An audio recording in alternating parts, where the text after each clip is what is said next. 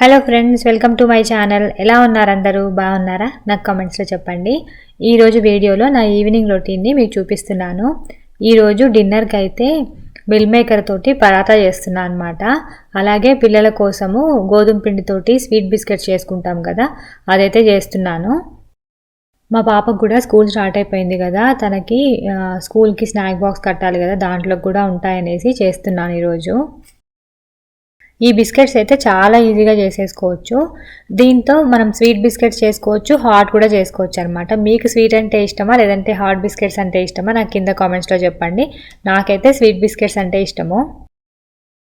First అయితే ఇక్కడ meal maker paratha కోసము గోధుమ పిండి అయితే కలుపుకొని పెట్టుకుంటున్నాను. సేమ్ మనము చపాతీ పిండికి ఎలా అయితే కలుపుకుంటామో అలానే కలుపుకోవాలి. కొద్దిగా ఉప్పు, కొంచెం నూనె వేసుకొని నేనైతే ఇక్కడ కొంచెం గోరువెచ్చగా ఉన్న నీళ్ళతోటి కలుపుతున్నాను. కొంచెం గోరువెచ్చగా ఉన్న నీళ్ళతో కలుపుకుంటే ఏంటంటే పిండిని హ్యాండిల్ చేయడం ఈజీ అనమాట. మనకి ఈజీగా మంచిగా కలిపేసుకోవచ్చు. చల్లనీళ్ళతో కలుపుకుంటే కొంచెం ఎక్కువగా చేతికి అంటుకున్నట్టు, అది ముద్ద కట్టడానికి టైం పట్టినట్టు అనిపిస్తుంది నాకు.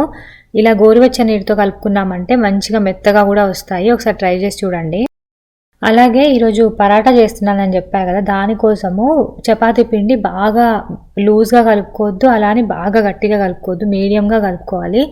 మరీ మనము మెత్తగా కలిపేసుకున్నాం అనుకోండి, చేసేటప్పుడు లోపల పెట్టిన స్టఫింగ్ అంతా బయటకు వచ్చేస్తుంది. అలానే బాగా గట్టిగా కలుపుకుంటే మనం చేసేటప్పుడు చేయడానికి కష్టంగా ఉంటుంది, అట్లా కూడా స్టఫింగ్ బయటకు వచ్చేస్తుంది. అందుకని మీడియంగా కలుపుకున్నామంటే మనము రోల్ చేసేటప్పుడు ఈజీగా అది స్ప్రెడ్ అవుతుంది.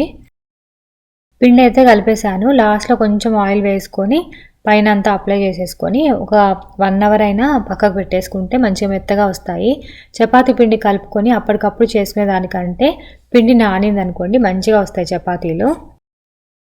ఈ మిల్ మేకర్ తోటి పరాటా చాలా టేస్టీగా ఉంటుంది. ఎవరైనా వెయిట్ లాస్ అవ్వాలి అనుకునే వాళ్ళు కూడా ఇలా నైట్ డిన్నర్కి కానీ లేదంటే ఆఫ్టర్నూన్ లంచ్కి కానీ ఒక్క చపాతీ తీసుకుంటే చాలు, పరాటా మనకి చాలా ఫుల్గా ఉంటుంది. ఇది ప్రోటీన్ కూడా ఎక్కువగా ఉంటుంది కదా, చాలా మంచిది.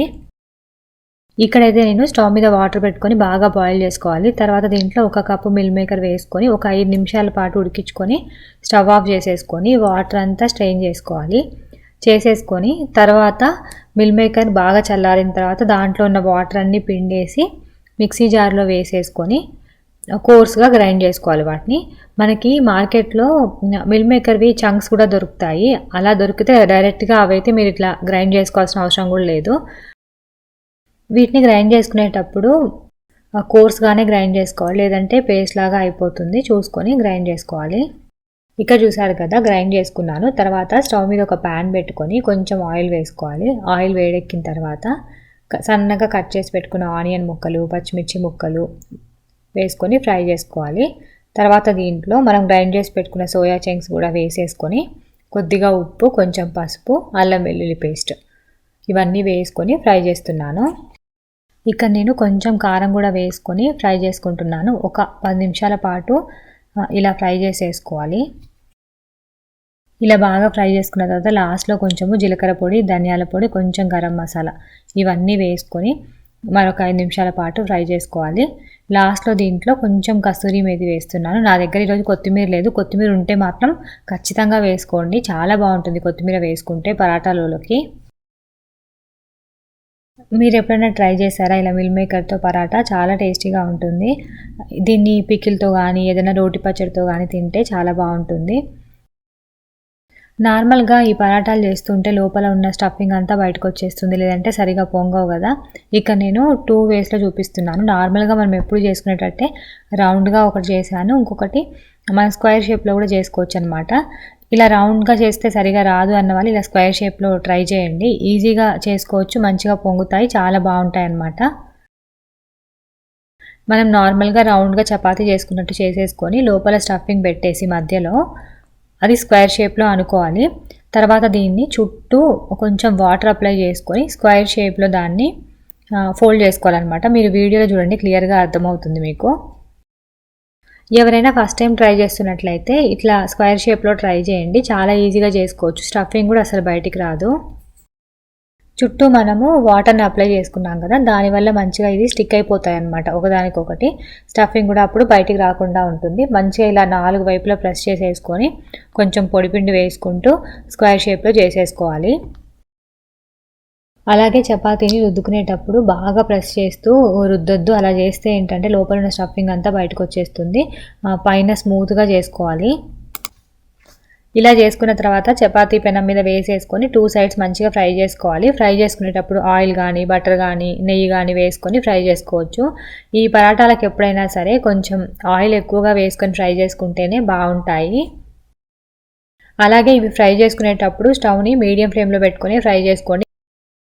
మనం రోల్ చేసుకునేటప్పుడు ఎక్కడ హోల్ పడకుండా స్టఫింగ్ బయటికి రాకుండా ఉంటే ఇది చక్కగా పొంగుతుంది. ఎక్కడైనా స్టఫింగ్ బయటకు వచ్చిందంటే పొంగదనమాట. చూసారు కదా, ఇక్కడ నేనైతే ఆయిల్తోనే ఫ్రై చేసుకుంటున్నాను. చక్కగా పొంగుతాయి. మనము స్టఫింగ్ బయటికి రాకుండా నిదానంగా చేసుకున్నామంటే బాగా వస్తాయి ఇవి కూడా.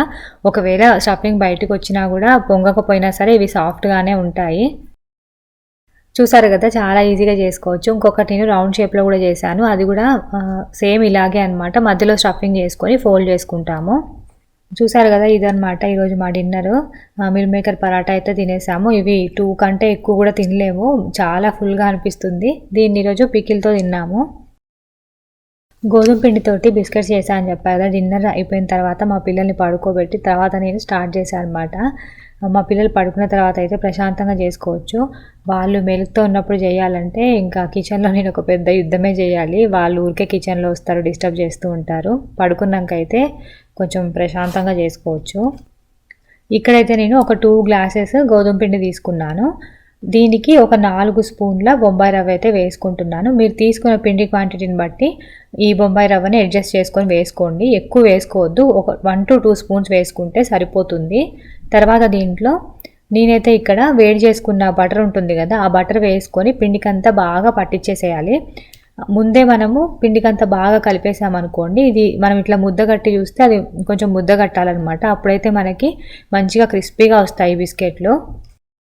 ఇక్కడ నేను చేసేవి స్వీట్ బిస్కెట్స్ కాబట్టి కొద్దిగా సాల్ట్ కూడా వేసుకుంటున్నాను. వేసేసుకున్న తర్వాత వాటర్ వేసుకొని మనం చపాతీ పిండి కలుపుకుంటాం కదా, సేమ్ అలాగే కలుపుకోవాలి. కాకపోతే కొంచెం గట్టిగా కలుపుకోవాలి ఈ పిండిని. మరి మనం చపాతీ పిండి అయితే కొంచెం సాఫ్ట్గా కలుపుతాం కదా, ఇది కొంచెం గట్టిగా కలుపుకుంటే బిస్కెట్స్ మంచిగా క్రిస్పీగా వస్తాయి. ఇక్కడైతే దీంట్లో నేను కొంచెం నువ్వులు కూడా వేసుకుంటున్నాను.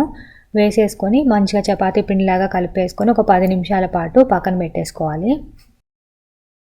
ఈ బిస్కెట్స్ అయితే చాలా ఈజీగా చేసేసుకోవచ్చు. కాకపోతే చపాతీ చేసుకొని కట్ చేసుకొని ఫ్రై చేసుకోవడానికి కొంచెం టైం పడుతుంది. కాకపోతే 1 కప్పు 2 కప్పులు కలుపుకున్నామంటే ఈజీగా ఒక హాఫ్ అన్ అవర్లో మనం చేసేసేయచ్చు. ఒక 10 నిమిషాల పాటు పిండిని పక్కన పెట్టుకున్న తర్వాత మనకు కావాల్సినంత పిండిని తీసుకొని పెద్ద చపాతీలాగా చేసేసుకోవాలి. చపాతీ చేసుకునేటప్పుడు మరీ పలుచగా కాకుండా మరీ మందంగా కాకుండా చేసుకుంటే బిస్కెట్స్ మంచిగా క్రిస్పీగా వస్తాయి. అలాగే వీటిని పెద్ద చపాతీలాగా చేసుకుంటాం కదా, చేసుకున్న తర్వాత వీటిని మనకి ఇష్టమైన షేప్లో కట్ చేసుకోవచ్చు. నేనైతే ఇక్కడ డైమండ్ షేప్లో కట్ చేస్తున్నాను. చాలామంది బిస్కెట్స్ని మైదా పిండితో కూడా చేస్తూ ఉంటారు కదా, గోధుమ పిండితో చేసుకున్నా సరే చాలా క్రిస్పీగా టేస్టీగా వస్తాయి. ఒకసారి ట్రై చేసి చూడండి మీరు, పిల్లలు కూడా చాలా ఇష్టంగా తింటారు. ఒక పక్కన చేసుకుంటూ నేను ఫ్రై చేస్తున్నాను. చూసారు కదా, చాలా క్రిస్పీగా వస్తాయి. వీటిని ఫ్రై చేసుకునేటప్పుడు మాత్రం మీడియం ఫ్లేమ్లో పెట్టుకొని ఫ్రై చేసుకోండి. కారం బిస్కెట్లు కావాలంటే మనం పిండి కలుపుకునేటప్పుడే కొంచెం కారం వేసుకొని ఇలాగే చేసుకున్నామంటే హాట్ బిస్కెట్స్ అయితే రెడీ అయిపోతాయి. నేను ఇక్కడ స్వీట్ బిస్కెట్స్ చేస్తున్నా కాబట్టి దీనికి మనము బెల్లం పాకం కూడా చేసుకోవాలన్నమాట. దానికోసము ఎంతైతే మీరు పిండి తీసుకున్నారో సేమ్ అదే కప్పుతోటి బెల్లం తీసుకుంటే సరిపోతుంది. నేను ఒక 2 కప్స్ తీసుకున్నా కదా, 1.5 కప్పు బెల్లం తీసుకొని కరిగించుకుంటున్నాను. కొంచెం జిగురు పాకంలాగా వస్తే సరిపోతుందన్నమాట. బెల్లము తీగ పాకం వచ్చిన తర్వాత స్టవ్ ఆఫ్ చేసేసుకొని మనం బిస్కెట్స్ చేసి పెట్టుకున్నాం కదా, వాటి మీద ఈ బెల్లం పాకం అంతా వేసుకొని మనకు బిస్కెట్స్కి అంతా పట్టేలాగా 1-2 సార్లు పైకి కిందికి కలుపుతూ ఉన్నామంటే పాకం అంతా మంచిగా పట్టేస్తుంది. ఒక 10 నిమిషాల వరకు మధ్య మధ్యలో కలుపుతూ ఉండాలి, లేకపోతే గిన్నెకంతా అతుక్కుపోతుంది అనమాట. మధ్య మధ్యలో కలుపుతూ ఉంటే లోపల అడుగున పాకం ఏం చేరకుండా మంచిగా బిస్కెట్స్కి అంతా పట్టుతుంది. చూసారు కదా, చాలా ఈజీగా ఈ స్వీట్ బిస్కెట్స్ అయితే చేసుకోవచ్చు. ఇదనమాట ఈరోజు వీడియో. మళ్ళీ రేపటి వీడియోలో మళ్ళీ కలుద్దాం. బాయ్.